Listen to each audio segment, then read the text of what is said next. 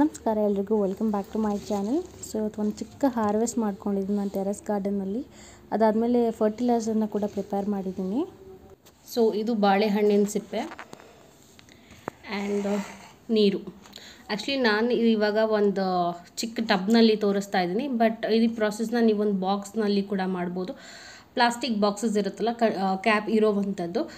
So ಹಳೆಯ boxes ಅದರಲ್ಲಿ ಕೂಡ ನೀವು ಫರ್ಟಿಲೈಸರ್ ಮಾಡ್ಕೊಬೋದು. ಓಕೆ, ನಾನು ಸ್ವಲ್ಪ ನೀರು ತೊಗೊಂಡಿದ್ದೀನಿ ಆ್ಯಂಡ್ ಇದು ಬಾಳೆಹಣ್ಣಿನ ಸಿಪ್ಪೆ ನೋಡಿ.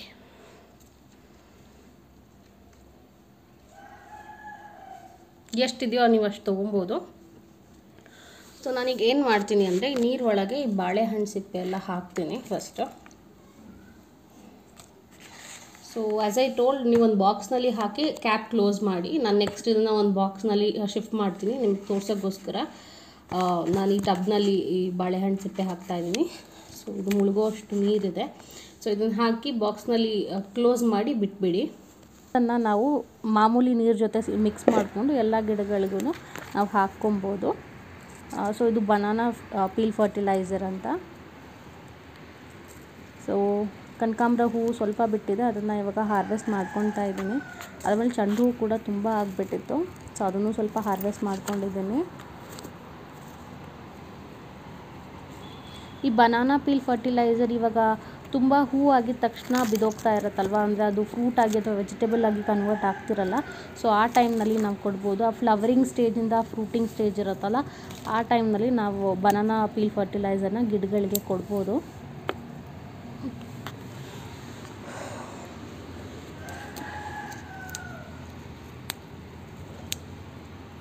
ಸೊ ಸ್ವಲ್ಪ ಚೆಂಡು ಹೂ ಕೂಡ ಹಾರ್ವೆಸ್ಟ್ ಮಾಡ್ಕೊಂಡಿದ್ದೀನಿ.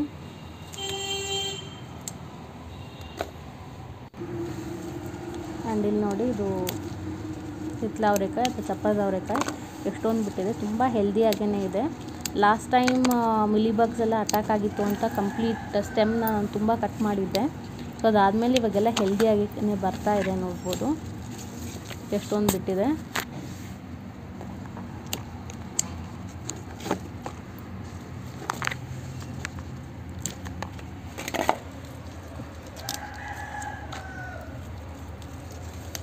ಇದಕ್ಕೆ ನಾನು ಕಿಚನ್ ವೇಸ್ಟೇ ಹಾಕ್ಬೋದು. ಆ್ಯಕ್ಚುಲಿ ಇದು ಒಂದು ದೊಡ್ಡ ಗ್ರೋ ಬ್ಯಾಗ್ನಲ್ಲಿದೆ, 18 ಇಂಚಸ್ ಗ್ರೋ ಬ್ಯಾಗ್ನಲ್ಲಿದೆ. ಸೊ ರೆಗ್ಯುಲರಾಗಿ ನಾನು ಇದಕ್ಕೆ ಕಿಚನ್ ವೇಸ್ಟೇ ಹಾಕೋದು. ಸೊ ಹಾಗಾಗಿ ಇದು ಒಂದೇ ಗಿಡದಲ್ಲಿ ತುಂಬ ಜಾಸ್ತಿ ಈಲ್ಡ್ ಬರೋದು. ಈ ಗ್ರೋ ಬ್ಯಾಗ್ನಲ್ಲಿ ಬೇರೆ ಸಣ್ಣ ಪುಟ್ಟ ಗಿಡಗಳಿದೆ. ಸೊ ಇದು ಮೇನ್ ಗಿಡ ಆಗಿರೋದ್ರಿಂದ ಸ್ವಲ್ಪ ಚೆನ್ನಾಗಿ ಈಲ್ಡ್ ಬರುತ್ತೆ. ರೆಗ್ಯುಲರಾಗಿ ಕಿಚನ್ ವೇಸ್ಟಲ್ಲಿ ಅಂದರೆ ಈರುಳ್ಳಿ ಸಿಪ್ಪೆ ಆಗಿರ್ಬೋದು, ಟೊಮೆಟೊ ಇರ್ಬೋದು, ಆಮೇಲೆ ತರಕಾರಿ ಸಿಪ್ಪೆಗಳಿರ್ಬೋದು, ಅದನ್ನೆಲ್ಲ ನಾನು ಇದಕ್ಕೆ ಹಾಕ್ತೀನಿ, ಇದೇ ಗ್ರೋ ಬ್ಯಾಗಿಗೆ. ನೋಡಿ ಎಷ್ಟೊಂದು ಬಿಟ್ಟಿದೆ.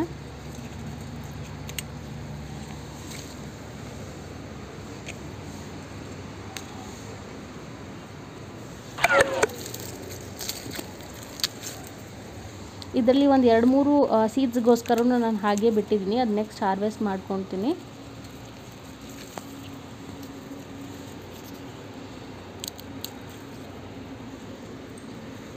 ಸೊ ಆಲ್ಮೋಸ್ಟ್ ಈ ಕಂಪ್ಲೀಟ್ ಸೀಸನಲ್ಲಿ ಒಂದು 4-5 ಸಲ ಅಂತೂ ನಾನು ಹಾರ್ವೆಸ್ಟ್ ಮಾಡ್ಕೊಂಡಿದ್ದೀನಿ. ಕೆಲವು ಸಲ ನಾನು ಹಾಗೆ ಹಾರ್ವೆಸ್ಟ್ ಮಾಡ್ಕೊತೀನಿ, ಅದನ್ನು ರೆಕಾರ್ಡ್ ಮಾಡ್ಕೊಳಲ್ಲ. ಸ್ವಲ್ಪ ಜಾಸ್ತಿ ಹಾರ್ವೆಸ್ಟ್ ಇದೆ ಅಂದಾಗ ಮಾತ್ರ ನಾನು ರೆಕಾರ್ಡ್ ಮಾಡ್ಕೊತೀನಿ. ಆ್ಯಂಡ್ ಈ ಗಿಡ ಗಣಕೆ ಸೊಪ್ಪಿನ ಗಿಡ. ಇದು ಕೂಡ ತುಂಬ ಮೆಡಿಸಿನಲ್ ವ್ಯಾಲ್ಯೂ ಇರುವಂಥ ಒಂದು ಗಿಡ. ಇದನ್ನು ಕೂಡ ಸೊಪ್ಪಿನ ಜೊತೆ ನಾವು ಸಾಂಬಾರು ಮಾಡಲಿಕ್ಕೆ ಉಪಯೋಗಿಸ್ಕೊಬೋದು.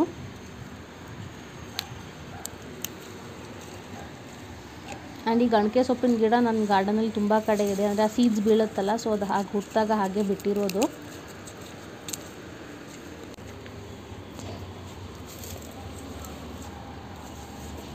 ಆ್ಯಂಡ್ ಈ ಟೊಮೆಟೊ ಗಿಡದಲ್ಲಿ ನೋಡಿ ಸಣ್ಣ ಟೊಮೆಟೊ ಆಗ್ತಾಯಿದೆ. ಆ್ಯಂಡ್ ಇದು ಈರುಳ್ಳಿ ಮೊಳಕೆ ಬಂದಿತ್ತು, ಅದು ಹಾಕಿದ್ದೆ, ಈರುಳ್ಳಿ ಸೊಪ್ಪಾಗಿದೆ. ಇದು ಫ್ರೈಡ್ ರೈಸಿಗೆಲ್ಲ ಯೂಸ್ ಮಾಡ್ಕೊಬೋದು. ಆ್ಯಂಡ್ ಪಾಲಾಕ್ ನೋಡಿ ಸಣ್ಣ ಸಣ್ಣ ಎಲೆ ಇವಾಗ ಆಗ್ತಾಯಿದೆ. ಇನ್ನೊಂದು ವೀಕ್ ಬಿಟ್ಟ ಮೇಲೆ ಹಾರ್ವೆಸ್ಟ್ ಮಾಡ್ಕೊಬೋದು ಇದನ್ನು. ಸೊ ಇದು ಒಂದು ಚಿಕ್ಕ ಹಾರ್ವೆಸ್ಟ್ ನೋಡಿ. ಸ್ವಲ್ಪ ಕನಕಾಂಬರ ಹೂವು, ಸ್ವಲ್ಪ ಚೆಂಡು ಹೂವು ಮತ್ತು ಚಪ್ಪರದ ಅವರೆಕಾಯಿ ನೋಡಿ. ಸೊ ಇದೇ ನನ್ನ ಚಿಕ್ಕ ಹಾರ್ವೆಸ್ಟ್. ಹೋಪ್ ಈ ವಿಡಿಯೋ ನಿಮ್ಗೆ ಇಷ್ಟ ಆಗಿದೆ ಅಂತ ಅಂದ್ಕೊತೀನಿ. Thank you so much for watching.